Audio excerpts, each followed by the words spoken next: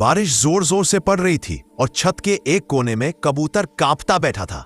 तभी रंग बिरंगा तोता उड़कर आया, उसके पास बैठकर बोला, डर मत दोस्त, तू अकेला नहीं है, और अपना पंख उसके ऊपर फैला दिया। कुछ ही पल बाद एक छोटा सा चूहा फटा हुआ कपड़ा खींचता हुआ आया और कबूतर के पास रख दिया, जैसे कह रहा हो हम साथ हैं। अचानक एक तेज हवा के झोंके ने चूहे को छत के किनारे की ओर धकेल दिया और वह फिसलने ही वाला था कि कबूतर ने झटकर उसकी पूंछ पकड़ ली।